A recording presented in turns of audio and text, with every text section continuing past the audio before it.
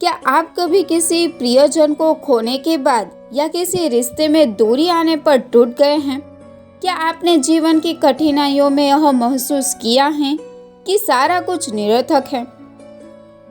तो आज आइए हम इसी दिव्य संदेश की ओर चले जो स्वयं भगवान श्री कृष्ण ने अर्जुन को युद्ध भूमि में दिया था। एक ऐसा ज्ञान जो आज भी हमारे जीवन की समस्याओं का समाधान बन सकता है। श्री भगवान उवाच असोच्याननवशोचस्त्वं प्रज्ञावादांश्च भाससे गतासूनश्च नानुशोचन्ति पंडिताः।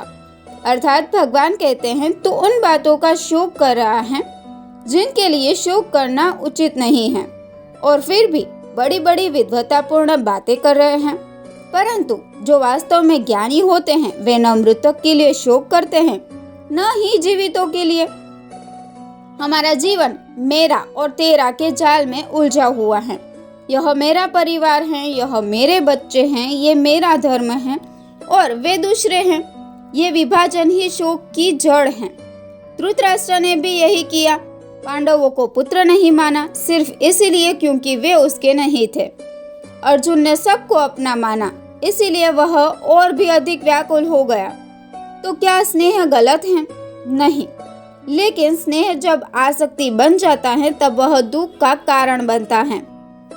जैसे कोई चीज टूट जाए और वह हम उसे अपना समझे तो दुख होगा ही, लेकिन अगर हम समझे कि वह चीज कभी हमारी थी ही नहीं तो दुख स्वतः दूर हो जाएगा।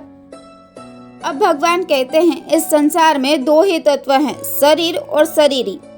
शरीर नाशवान है और शरीरी आत्मा अविनाशी।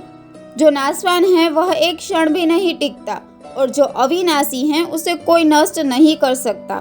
तो बताइए शोक किसके लिए करें? यह श्लोक हमारे विचारों की जड़ को हिला देता है। क्या आपने कभी सोचा है हम शोक क्यों करते हैं? क्योंकि हम शरीर को ही सब कुछ मान लेते हैं, लेकिन यह शरीर हर क्षण बदल रहा है। बचपन गया, जवानी गई, फिर बुढ़ापा, फिर क्यों मृत्यु पर रोना? भगवान आगे कहते हैं न त्वेहा हम जातु नाशम, अर्थात न मैं कभी न था, न तू कभी न था और न ही ये राजा लोग कभी नहीं थे। हम सब पहले भी थे, अब भी हैं और आगे भी रहेंगे। क्या यह वाक्य आपको चौंकाता है? यह शरीर तो नष्ट होगा, लेकिन मैं जो इस शरीर में मैं हूँ वह नहीं मिटेगा। जैसे हम कपड़े बदलते हैं वैसे ही आत्मा शरीर बदलती है। क्या कोई कपड़े के फट जाने पर आत्मा का शोक करता है? शरीर में बचपन आता है, फिर जवानी, फिर बुढ़ापा, यह परिवर्तन होता रहता है और अंततः आत्मा दूसरा शरीर धारण करती है। लेकिन जो धीर स्थिर बुद्धि वाले हैं वह कभी भ्रमित नहीं होते। वह जानते हैं कि परिवर्तन तो शरीर का नियम है, आत्मा का नहीं। तो इसका अर्थ यह नहीं कि हम संवेदनशील हो जाइए, बल्कि इसका अर्थ है हम हर परिस्थिति में स्थिर रहें। मृत्यु, हानि, विछोह ये सभी शरीर के अनुभव हैं, आत्मा के नहीं। इसीलिए भगवान कहते हैं शरण मेरी लो। जब तुम संसार की शरण लेते हो तो सुख पाते हो, जब मेरी शरण में आते हो तो समाधान पाते हो। श्री कृष्ण का यह उपदेश न केवल युद्ध भूमि में अर्जुन को खड़ा करता है, बल्कि हर व्यक्ति को जीवन की रणभूमि में खड़े होने की शक्ति देता है।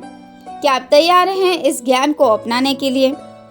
अगर आपको यह वीडियो ज्ञानवर्धक लगा हो तो इसे लाइक, शेयर और सब्सक्राइब करना ना भूलें। अगले एपिसोड में हम जानेंगे भगवान आगे क्या कहते हैं। जय श्री कृष्ण। धन्यवाद।